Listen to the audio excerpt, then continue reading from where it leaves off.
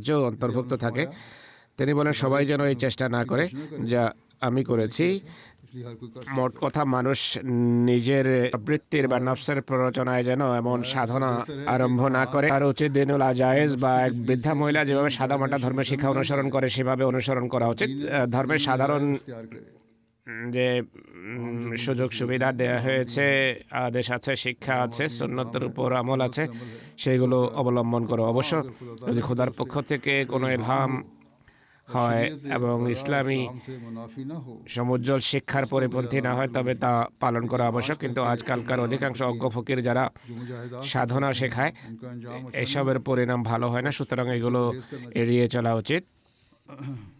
এখনো কেউ কেউ বলে যে এটা করো সেটা করো, এমন লোকদের কথা শোনা উচিত না, বরং আজকাল তো টেলিভিশনেও দেখা যায়। होता है आजकल तो মানুষের দেখা উচিত इंसान को देखना चाहिए যে মধ্যম পন্থাটা কি, আর সেটি অবলম্বন করা উচিত। इख्तियार करे আর সাধ্য অনুসারে আল্লাহর অধিকার প্রদান এবং বান্দার অধিকার প্রদানের চেষ্টা করা উচিত। ইবাদতের যে ন্যূনতম মান মহানবী সাল্লাল্লাহু আলাইহি ওয়াসাল্লাম सल्लल्लाहु अलैहि वसल्लम ने बताया বলে দিয়েছেন, সেগুলো অর্জনের চেষ্টা করা উচিত এবং এক্ষেত্রে উন্নতি, तरक्की करता जाए। ক্রমাগত উন্নতি করা উচিত। ধীরে ধীরে উন্নতিও সাধিত হয়, কিন্তু অকারণে নিজেকে কষ্টের মুখে ঠেলে দেয়া ইসলামে নিষিদ্ধ, আর মসিহ মাউদ আলাইহিস সালাম এটি নিষেধ করেছেন।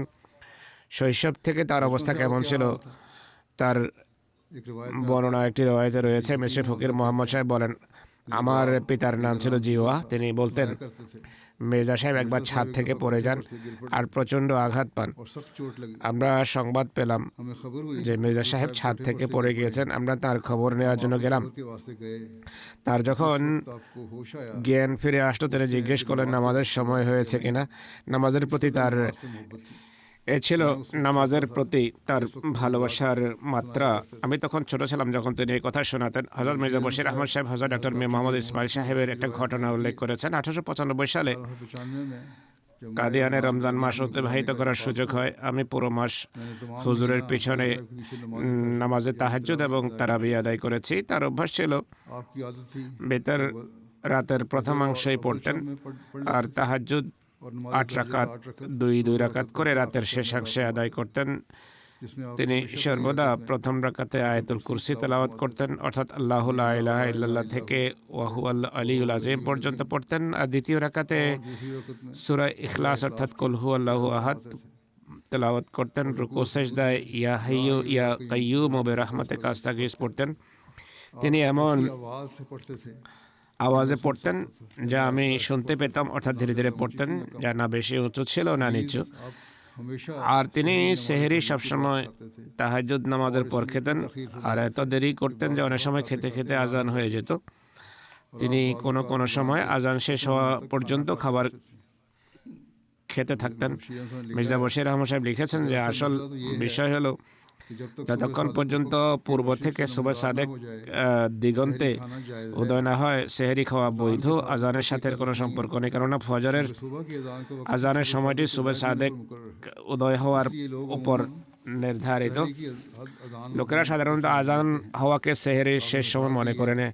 তিনি বলছেন যে কাদিয়ানের যেহেতু ফজরের আজান সুবহ সাদেক হওয়ার সাথে সাথেই হয়ে যায়, होती है আর হতে পারে কখনো কখনো ভুল বা অসতর্কতার কারণে তার আগেই হয়ে যায়। তাই এমন সব ক্ষেত্রে মসিহ ইমাম ইসলাম আজানের ना फरमाते थे অপেক্ষা করতেন না, বরং সুবহ সাদেক সুস্পষ্ট হওয়া পর্যন্ত সেহরি খেতেন।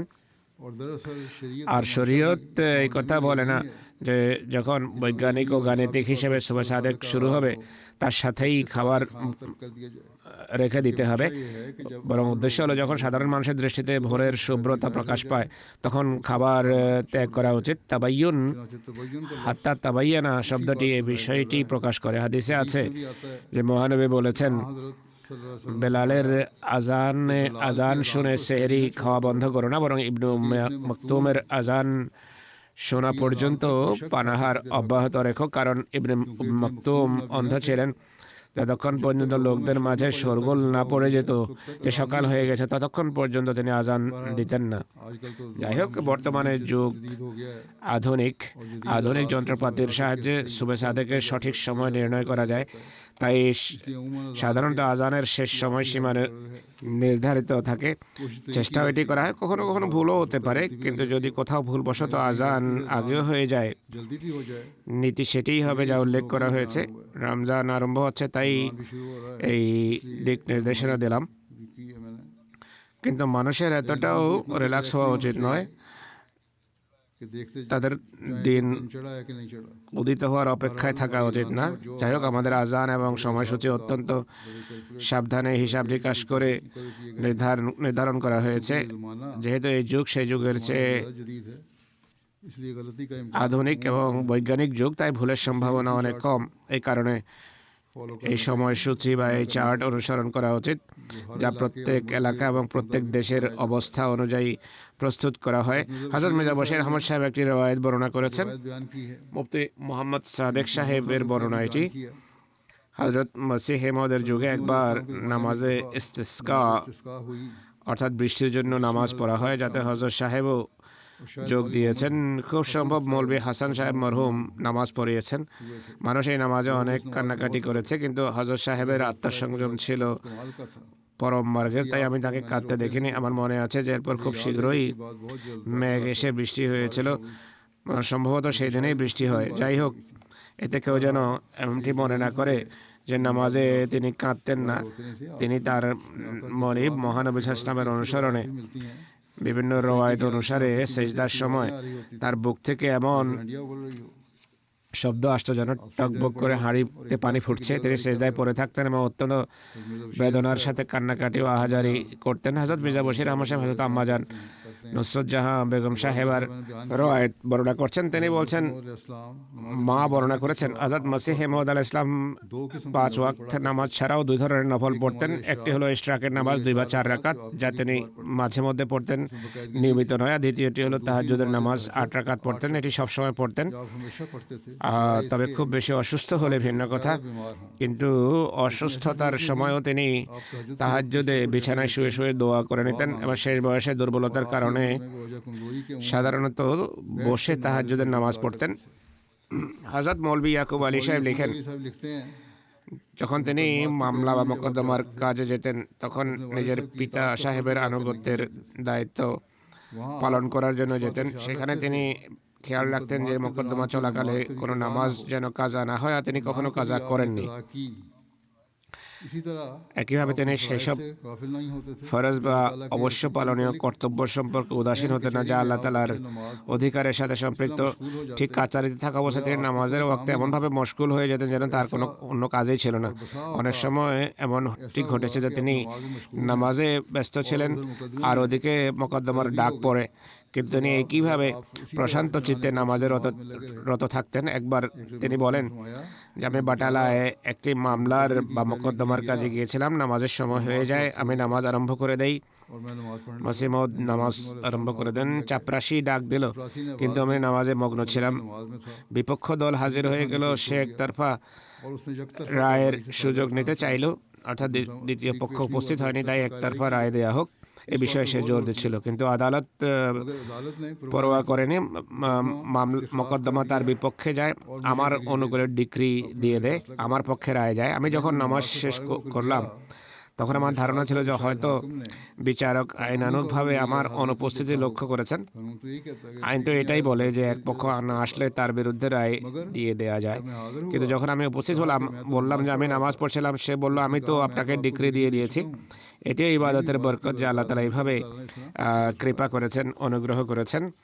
হযরত মির্জা বশির আহমদ সাহেব হযরত আম্মাজানের আরও একটি রওয়ায়াত বর্ণনা করেছেন। और रिवायत बयान की তিনি লিখছেন, মসিহ মউদ আলাইহিস সালাম যখন ঘরে মাগরিবের নামাজ পড়াতেন, की नमाज पढ़ाते थे প্রায় সময় সূরা ইউসুফের সেই আয়াত পড়তেন যাতে রয়েছে যে ইন্নামা আশকু বাসি ওয়া হুজনি ইলাল্লাহ, इल्लल्लाह আমি তো আমার দুঃখ বেদনার ফরিয়াদ কেবল আল্লাহ তাআলার দরবারেই করেছি বা করছি।